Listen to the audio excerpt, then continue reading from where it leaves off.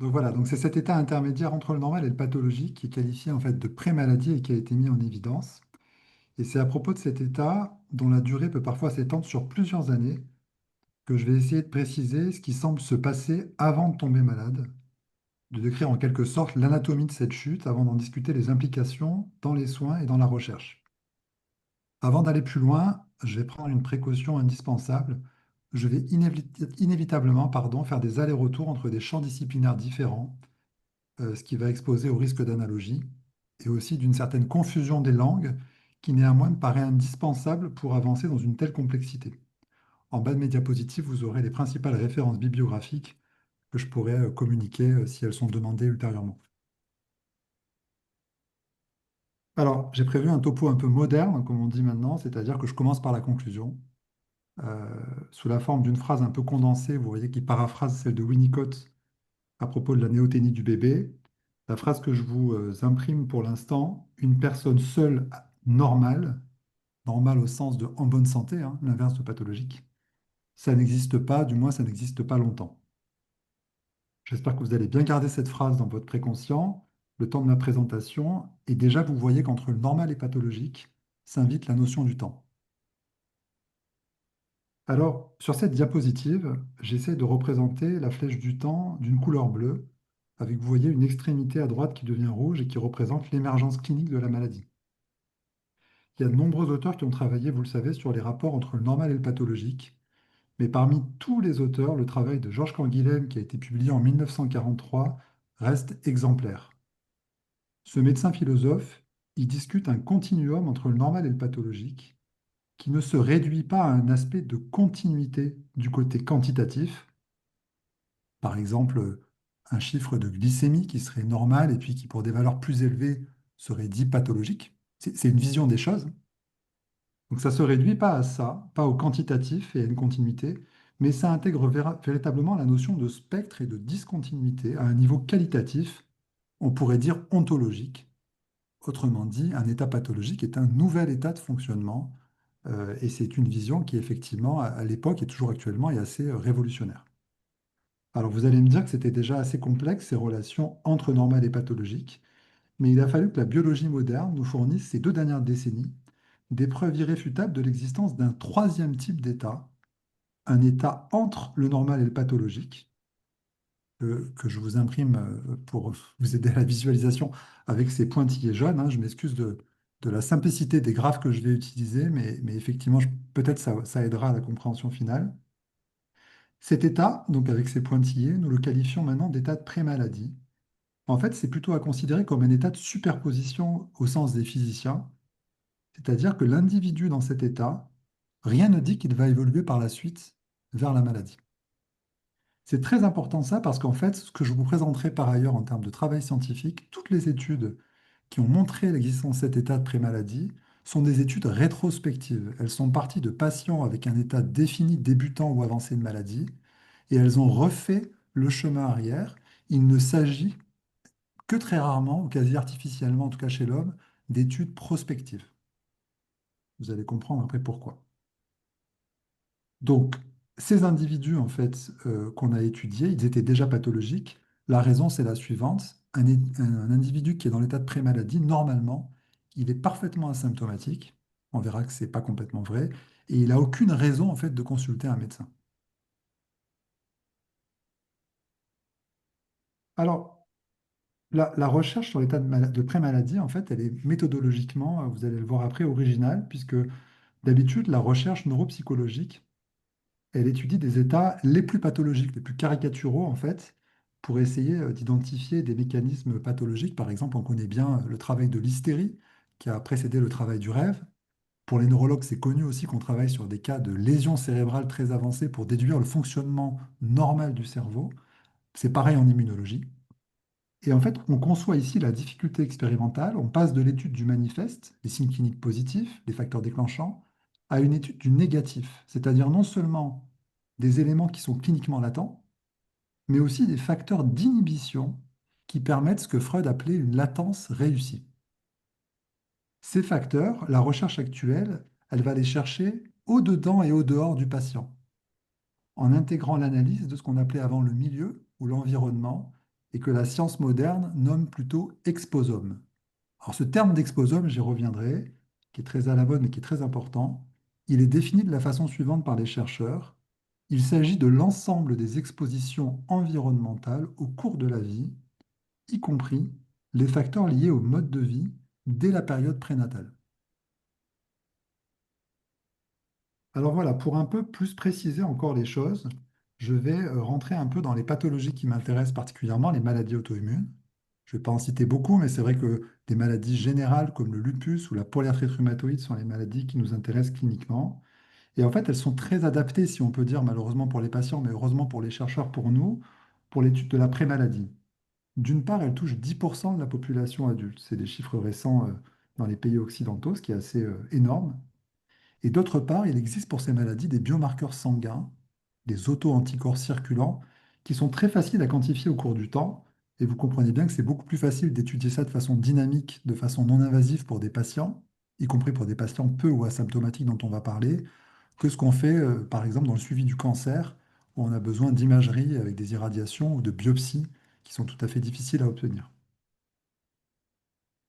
Alors, l'état de prémaladie qui nous intéresse ce soir, il se trouve lui-même encadré entre deux autres états que je vous fais apparaître sur la diapositive. D'un côté, avant la prémaladie, toute la période précédente, on va parler d'état de prédisposition. Alors, bien sûr, ça ne concerne pas que la prédisposition génétique, mais bien sûr, justement, tous les facteurs environnementaux d'exposome au sens large. Alors, je peux citer par exemple le tabac, puisque c'est un exemple pour les maladies auto-immunes comme pour le cancer, qui est commun, et ça se limite bien sûr pas à ça. De l'autre côté, il y a ce qu'on appelle la maladie précoce, c'est-à-dire l'émergence des premiers signes cliniques de la maladie, qu'on essaie de repérer de plus en plus rapidement pour éviter l'errance diagnostique de ces patients. L'état de prémaladie que je discute ce soir, c'est ni l'un ni l'autre. C'est vraiment un état apparent de santé, c'est-à-dire avant toute plainte symptomatique, malgré la mise en évidence au niveau biologique d'une désorganisation. La question qu'on peut se poser, c'est comment étudier cette période qui est silencieuse cliniquement. Alors, il y a eu plusieurs travaux majeurs, je vais en citer deux types. Les premiers travaux, en fait, sont des travaux qui se sont basés sur la constitution de cohortes prospectives de sujets qu'on appelle des sujets normaux, sains. Typiquement des infirmières qu'on embauche dans un grand hôpital et qui chaque année vont donner un peu de sang qui est mis en congélateur. On peut suivre comme ça a été fait aux États-Unis il y a une vingtaine d'années dans une étude que je vous illustre par le graphique en haut de ma diapositive et qui a vraiment inauguré dans le champ des maladies auto-immunes cet état de pré-maladie. Des milliers de personnes ont eu une collection pendant plusieurs années de sang et sur ces milliers de personnes, un tout petit nombre, environ 100 ou 200 personnes vont faire une maladie auto-immune. Ici, c'est le lupus. Ça nous permet de faire un voyage dans le temps rétrospectif artificiel où en réinterrogeant le sang dans le frigo, on peut dépister jusqu'à 5 à 10 ans avant les premiers signes cliniques les fameux auto-anticorps pathologiques. Donc vous voyez que cet état de pré-maladie, il est loin de se cantonner à quelques jours ou quelques semaines avant les signes cliniques. Plus récemment, dans d'autres maladies auto-immunes que celles que j'ai citées, mais y compris celle-là, des Français et des chercheurs d'autres pays ont utilisé les bases de la sécurité sociale ou des équivalents dans d'autres pays. Ce qu'ils ont regardé, en fait, c'est si pendant les années précédant un diagnostic de maladie auto-immune, on pouvait identifier dans ces bases, on a une base de la sécurité sociale qui s'appelle le SNDS et qui est consultable depuis plusieurs années, quelles étaient les anomalies, les recours médicaux de ces patients pendant les années précédant le diagnostic. Ce qui est très intéressant, c'est que les chercheurs qui avaient fait ça l'avaient fait par exemple dans la sclérose en plaques. Au lieu de trouver un comportement de santé particulier à cette maladie auto-immune qui est la sclérose en plaques, ils ont trouvé quelque chose de commun à toutes les maladies auto-immunes étudiées. Et cet aspect commun qu'on retrouve chez pas tous les patients, mais certains d'entre eux, correspond à ce que vous connaissez, vous, euh, sur ce qu'on va appeler des troubles fonctionnels neurologiques, dont on parlera, je pense, dans la deuxième heure, que à l'époque de Freud, on nommait névrose actuelle. Donc, une partie des patients qui développent une maladie auto-immune ont un état de pré-maladie biologique silencieux qui s'étend sur une dizaine d'années, et une partie de ces patients ne reste pas complètement asymptomatiques, ils le restent du côté de la maladie auto-immune, mais ils expriment dans l'intervalle de temps de ces 10 années des symptômes qu'on appelle des symptômes de type 2, et qui sont les symptômes de douleur fibromyalgique, par exemple, des syndromes de fatigue chronique, ou d'autres syndromes de névrose d'organes, pour le redire comme l'aurait dit Ferenczi, donc des troubles fonctionnels neurophysiologiques. Alors, ces approches, elles manquent bien sûr de granularité, n'empêche qu'elles nous fournissent un cadre dans le temps pour les études qu'on peut faire ensuite au niveau qualitatif, pour étudier un peu cet état de pré-maladie qui, vous voyez, est quand même assez mystérieux. Alors, cette granularité, c'est la recherche clinique qualitative qui peut la fournir, avec l'investigation qui permet une évaluation du fonctionnement psychosomatique actuel et passé du patient. Les résultats de nos investigations et celles d'autres équipes, avec des patients souffrant de maladies auto-immunes déclarées, avaient déjà fait l'objet d'une présentation à ce séminaire il y a environ un an. Avant la maladie clinique, et dans une fenêtre de temps qui s'étale justement sur une dizaine d'années, compatible avec les données que je vous ai montrées juste avant, on repère chez ces patients des éléments de dépression. Mais chez une autre partie de patients, majoritaire, on a plutôt des éléments de nature opératoire, on pourrait parler d'alexithymie, et parfois pour certains d'entre eux, carrément des comportements hypomaniaques qui probablement viennent masquer la dépression sous-jacente. Chez un certain nombre de patients, environ un peu moins de 20%, on a pu retrouver chez nos patients, et les collègues anglais ont également le même pourcentage, des éléments de nature hallucinatoire, localisés. Enfin, chez un autre groupe de patients, tous ces sous-groupes étant pas du tout exclusifs, hein, pouvant se combiner, on retrouve les fameux symptômes fonctionnels neurologiques généraux comme la fibromyalgie et la fatigue chronique que j'ai mentionnés, qu'on appelle dans le champ les symptômes de type 2. Et ce qui est intéressant, même si je ne pourrais pas le développer ce soir, c'est que pour certains patients par la suite, ils vont développer la maladie auto-immune et ils vont osciller au cours de leur suivi sur plusieurs années entre des symptômes liés à la maladie auto-immune, qu'on appelle de type 1, et les fameux symptômes neurologiques fonctionnels de type 2. En fait, pour résumer, il est assez rare que l'investigation qu'on mène ne mette pas en évidence, entre guillemets, quelque chose au cours de cette période d'intérêt qui précède la maladie clinique, même de façon discrète. Et en dehors de l'expression psychique et somatique que j'ai mentionnée, il peut s'agir d'une expression comportementale, par exemple des addictions, qui sont extrêmement fréquentes chez ces patients. Vous voyez la flèche en orange que j'ai mentionnée. Elle représente ces fameux symptômes neurologiques fonctionnels. Et comme je vous l'ai dit dans les études de cohorte épidémiologique précédemment, on a retrouvé exactement la même constatation chez nos patients. Un grand nombre présente effectivement une maladie auto-immune qui va progresser beaucoup plus lentement au détriment d'une expression très bruyante de ces symptômes de type 2 neurologique fonctionnel.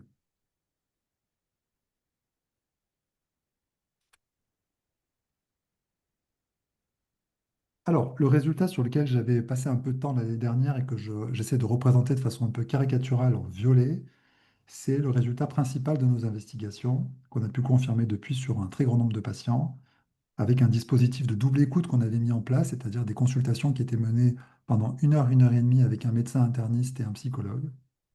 Ce qui a été mis en évidence, c'est un après-coup somatique à la perte d'un objet qualifié d'essentiel. Cette perte est suivie d'un état de deuil pathologique qu'on a pu documenter chez ces patients, qui est relativement peu bruyant, probablement du fait de la mise en place de mécanismes de défense comme le clivage et le déni, des mécanismes qui tentent de contenir tant bien que mal un état d'angoisse diffuse. Secondairement, dans la trajectoire de ces patients, on a pu identifier un ou plusieurs traumatismes qu'on a qualifiés d'actuels, qui eux-mêmes précèdent cette fois de quelques semaines à quelques mois les premiers symptômes cliniques de la maladie. Quelque chose de paradoxal qui a été noté par plusieurs auteurs dans le champ de la psychosomatique, au moment où les premiers symptômes cliniques émergent, les angoisses diffuses ont tendance à disparaître ou à s'amender entre guillemets spontanément. Ces éléments déterminants concernent en fait l'environnement intersubjectif des patients avant la maladie auto-immune. Et c'est quelque chose qu'on peut ensuite retrouver au cours du suivi de ces patients, puisque peut-être que beaucoup d'analystes l'ont déjà constaté, quand nous partons en vacances, pour les vacances estivales, hein, pour des patients suivis au long cours, il n'est pas rare qu'une partie de notre patientèle propose une décompensation sous forme de poussée de la maladie au moment de notre désinvestissement estival. Donc encore une fois, toutes ces constatations, ce qu'elles illustrent, c'est l'importance d'étudier l'exposome de nos patients au sens large. Pour un bon nombre de patients, il nous a été possible, qu'ils aient d'ailleurs été accompagnés ou pas de leurs parents pendant ces investigations, d'approcher les éléments traumatiques bien antérieurs qui concernent parfois même la période de la périnatalité, notamment la période prénatale. Par contre, il faut admettre ici les limites de l'investigation classique face aux mécanismes de défense que j'ai cités, clivage et déni, et à la résistance liée à des éléments caractériels qui sont relativement communs à l'ensemble des patients investigués. Pour le dire rapidement, puisque je sais qu'il y a plusieurs écoles présentes des fois dans vos séminaires, pour les attachmentistes, on pourrait dire que on a affaire à des attachements évitants, voire désorganisés. Pour des patients, pour des praticiens plutôt cléniens, on dirait qu'on a affaire à des patients qui sont dans des périodes de position schizoïde et qui ont des angoisses assez intrusives dans la relation thérapeutique.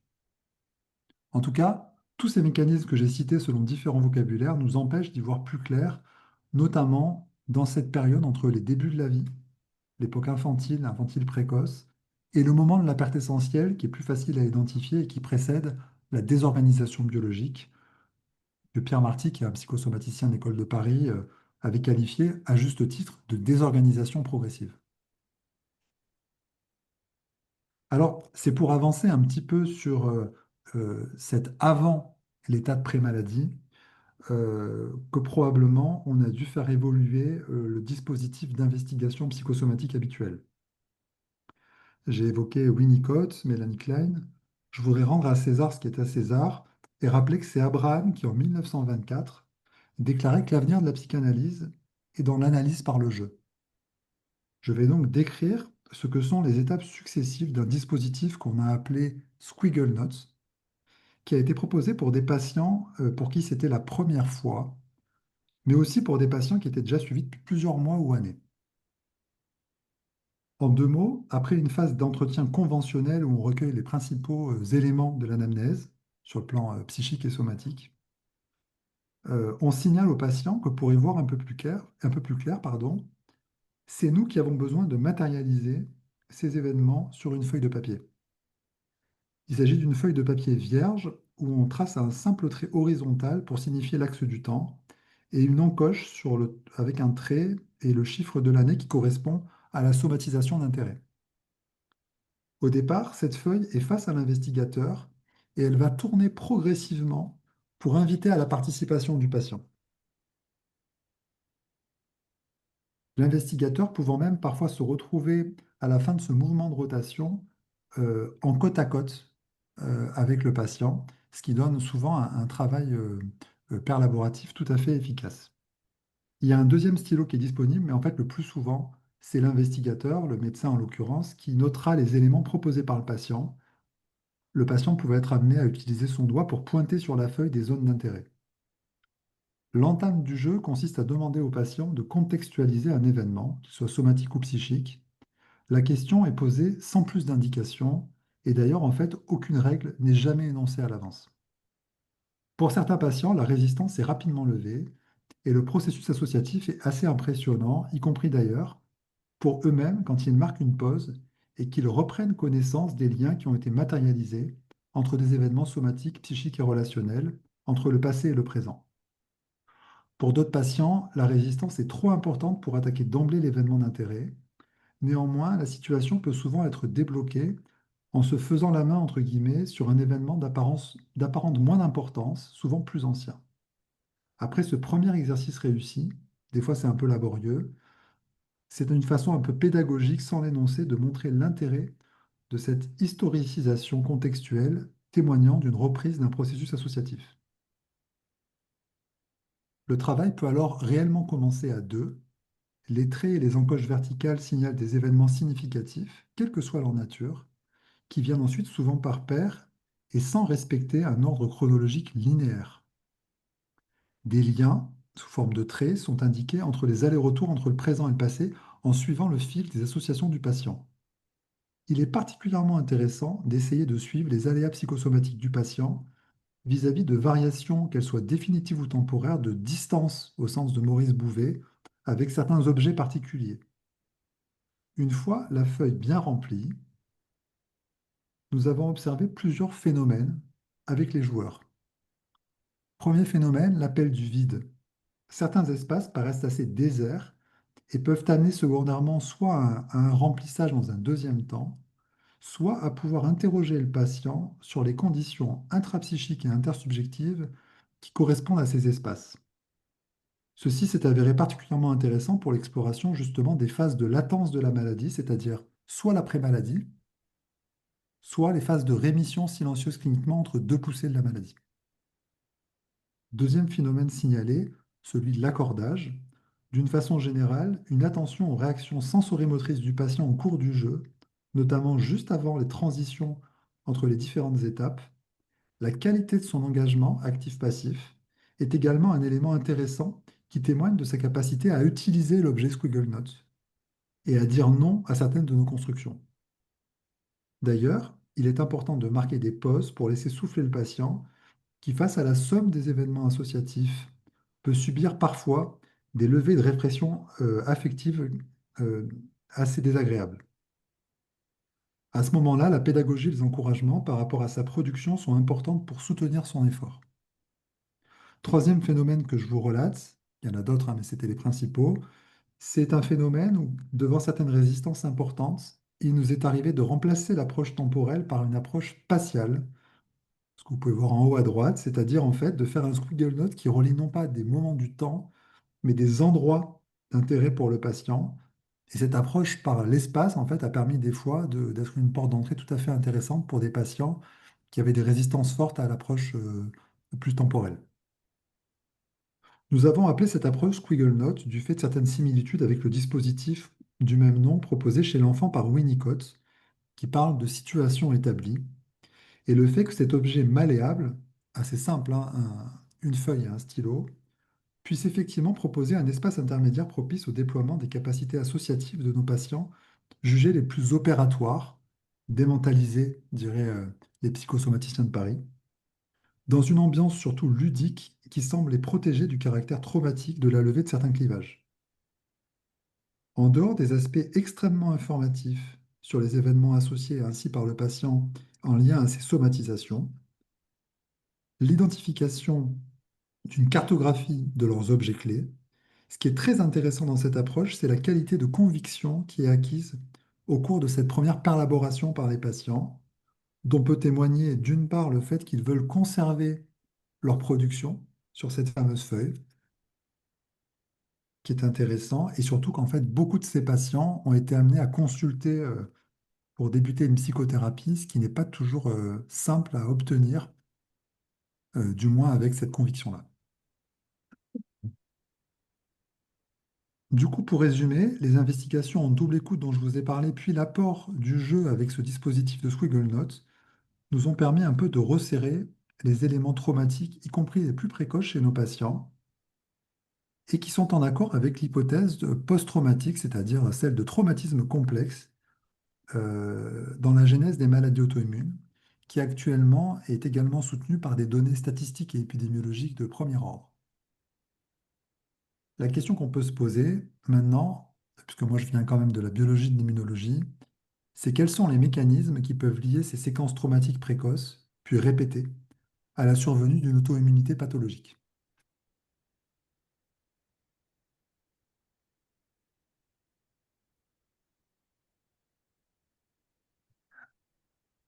Alors, ne vous effrayez pas, j'ai choisi d'aborder les résultats de trois articles scientifiques, un chez l'homme et deux chez la souris, qui peuvent en fait alimenter nos réflexions et bien sûr, pas d'analogie et pas de transposition directe, c'est la précaution que j'avais rappelée au début de mon exposé. Le premier article est important, c'est une étude américaine qui a été publiée au sujet d'à peu près 200 femmes au cours de grossesses dites normales, en dehors de toute pathologie chronique. Et ce que ce travail de suivi de ces grossesses a amené, c'est qu'en fait, le devenir du fœtus était essentiellement associé à l'environnement maternel au sens large, c'est-à-dire à l'exposome de la maman enceinte.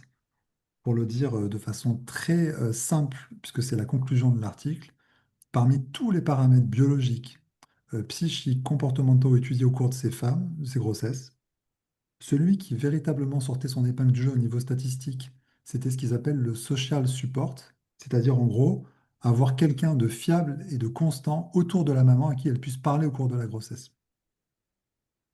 Ce qui est très impressionnant, c'est qu'en cas de stress somatique, physique ou les deux, la conséquence pour ces grossesses est une inversion du sexe ratio.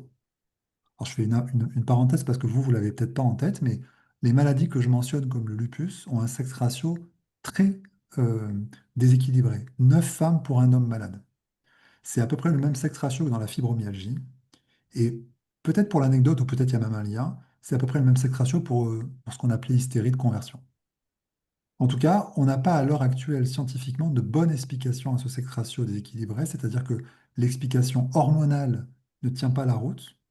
L'explication plus récente chromosomique, avec un matériel sur le chromosome X en double chez la femme qui peut être activé, est intéressante, mais ne répond pas à ce tel déséquilibre. L'hypothèse qui est amenée par l'étude que je vous mentionne, c'est qu'en fait, elle vient faire écho à des études qui ont été menées depuis une trentaine d'années par les biologistes de l'évolution dans plusieurs espèces animales et qui montrent qu'en cas d'environnement hostile, pour le dire comme ça, dans ces espèces, si l'environnement est hostile, les seuls fœtus qui pourront aller jusqu'à la naissance sont des fœtus féminins. Pour le dire autrement, un fœtus mâle a besoin de conditions fastes environnementales pour faire son chemin jusqu'à la naissance. Et donc, ça propose l'hypothèse d'un biais de sélection. Pour le dire autrement, une des explications du fait qu'il y ait plus de maladies auto-immunes chez les femmes serait qu'il s'agit de femmes qui sont passées par des événements complexes au niveau prénatal et qui ont survécu, ce qui est moins souvent le cas que les petits garçons. Donc il y avait un éditorial dans la revue PNAS majeur qui disait que les fœtus mâles payaient le prix de cet environnement complexe. On peut le tourner dans les deux sens, mais au final, c'est effectivement ces jeunes patientes qu'on retrouve ensuite après.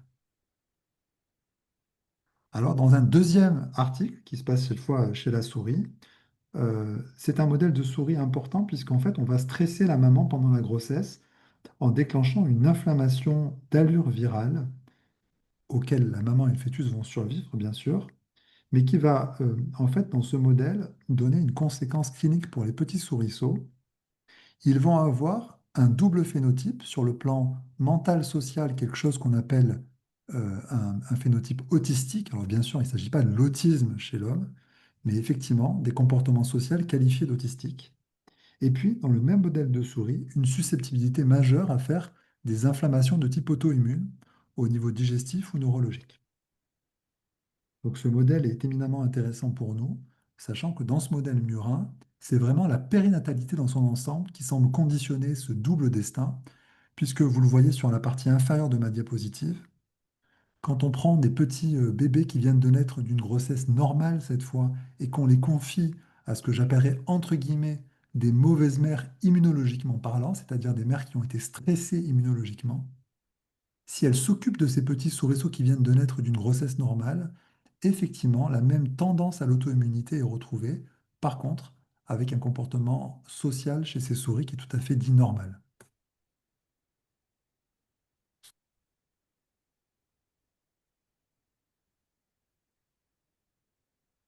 Troisième et dernier article, il s'agit également d'un modèle murin où les chercheurs démontrent que par qu'une réponse immunitaire inflammatoire au niveau d'un organe, ici c'était l'intestin, cette réponse immunitaire périphérique est engrammée, mémorisée au niveau d'un groupe de neurones du cortex insulaire, ce qui permet en fait un apprentissage par association contextuelle de réponses défensives. Cette équipe qui est connue, qui est une équipe israélienne, a clairement fait la même démonstration que Pavlov au niveau neuroimmunologique. On peut plus tard chez ces souris réactiver artificiellement au niveau cérébral ces populations de neurones spécifiques et ça entraîne immédiatement une nouvelle inflammation, pas n'importe où, au niveau du même organe et de la même nature d'inflammation. Il y aurait beaucoup à dire sur ce type de traces traumatiques conservées au niveau cortical, en plus de la mémorisation habituelle du système immunitaire qu'on connaît mieux, nous, les immunologistes. Ceci fait du système immunitaire, pour ces auteurs et pour d'autres dans le champ de la neuroimmunologie, un nouveau sens, un sixième sens supplémentaire qu'ils ont qualifié d'immunoception, potentiellement le support de certaines répétitions entre des événements traumatiques précoces ou ultra précoces, et je pense à la prénatalité notamment, et qui engage le système immunitaire et le réengage lors d'une réactivation à partir de la reconnaissance au niveau du cortex insulaire d'une situation traumatique similaire qu'on pourrait considérer, avec le terme d'Anzieux, comme un signifiant formel. Revenons maintenant à nos patients, et notamment à l'exploration expérimentale et ou théorique de ce qui se joue lors de l'entrée dans cet état de pré-maladie, c'est-à-dire à l'initiation de la désorganisation immunologique qui est d'abord infraclinique, mais qui peut parfois conduire, dans un second temps, aux maladies auto-immunes déclarées. D'un point de vue théorique, les immunologistes ont proposé de nombreuses théories, dont la plus satisfaisante, bien qu'incomplètement, est celle de la discontinuité qui a été avancée par un philosophe des sciences français qui s'appelle Thomas Pradeux. Contrairement au modèle historique du soi et du non-soi, où le système immunitaire était simplement de nature défensive et dirigé contre un étranger extérieur, qu'on appelait le non-soi infectieux, la théorie de la discontinuité de Pradeux propose que l'initiation de la réponse du système immunitaire, elle ne dépend pas de la nature de l'objet, de l'antigène, mais de la variation rapide de ce motif moléculaire, c'est-à-dire d'une discontinuité, alors que finalement, le même objet antigénique, s'il augmente progressivement au sein de l'organisme, va être tout à fait toléré. Ça ressemble, vous savez, aux théories de la prise de certains poisons par les antiques, par les Grecs, qui voulaient s'immuniser contre un poison en les prenant très progressivement.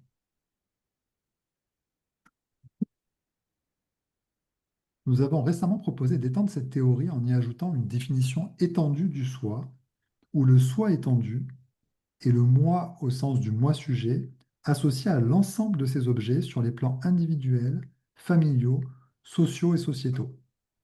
Cette version étendue de la théorie de la discontinuité, qu'on appelle théorie du soi étendu, pourrait permettre alors de rendre compte de la survenue de ces désordres pathologiques, notamment auto-immuns, en envisageant que le système immunitaire soit le gardien de la continuité du soi, de l'unité d'une individualité composant de ses constituants hétérogènes et en permanence réactualisés et transformés par l'intégration des expériences subjectives.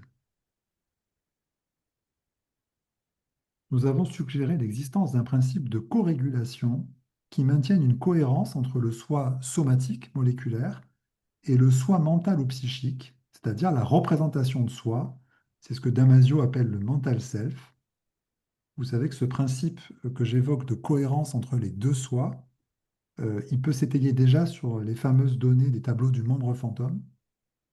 Dans le membre fantôme, vous savez, le patient a perdu l'intégrité somatique d'un membre, mais il continue à y avoir une réponse inadaptée neurologique douloureuse qui vient en quelque sorte mimer la présence du membre qui est pourtant absent anatomiquement.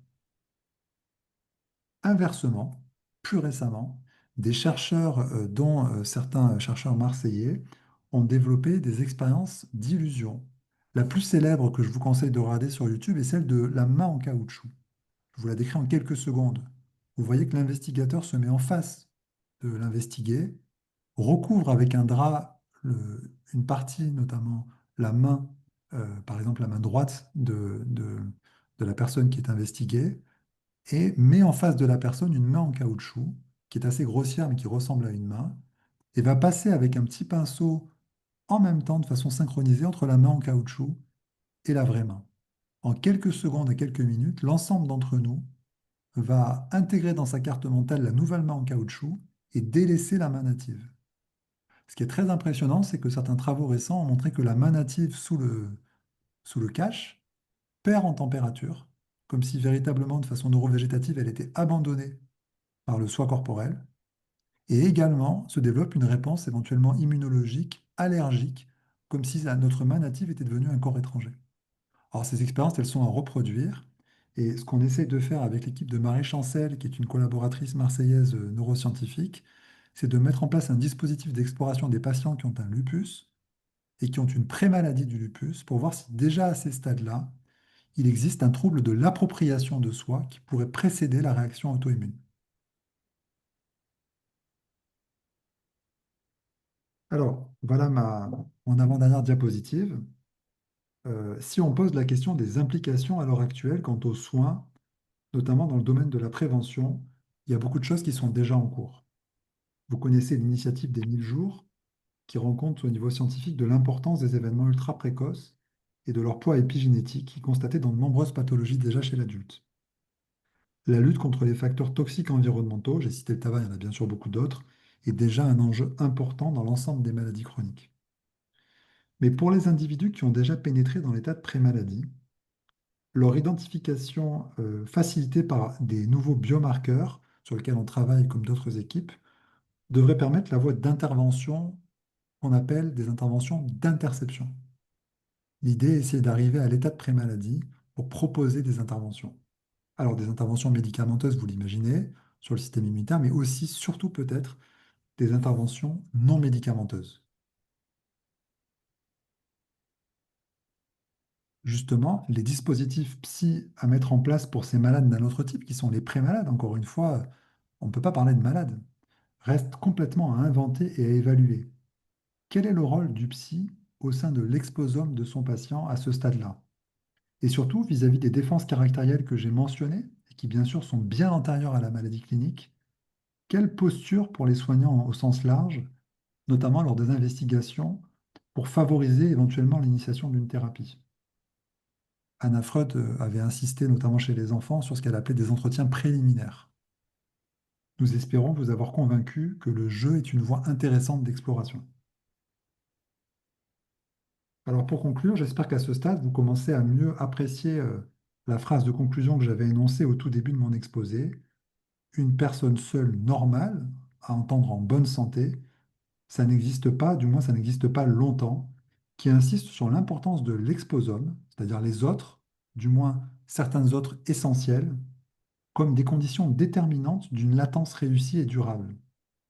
L'état de prémaladie récemment identifié marque en fait le début de la fin de cette latence, puisque le moment de la chute correspond au premier signe clinique de la maladie, qui correspond en fait à l'aboutissement d'un vacillement identitaire, c'est une expression de Musan, responsable probablement de l'initiation d'un processus de somatisation.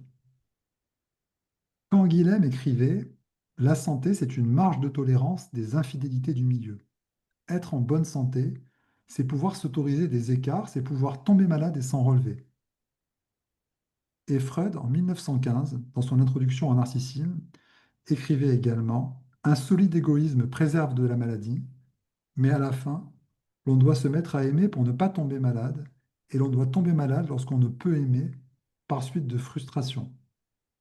Il nous apparaît que la psychosomatique est la voie royale d'étude de l'inconscient originaire, et les patients qui développent une somatose semblent emprunter une solution, entre guillemets, entre la névrose et la psychose, que nous avons récemment proposé de rapprocher de la solution fétichiste, avec un fétichisme somatique face à une perte d'un objet essentiel au travers de la création inconsciente de cet objet fétichique somatique. Mais ceci est une autre histoire, et je vous remercie de votre attention.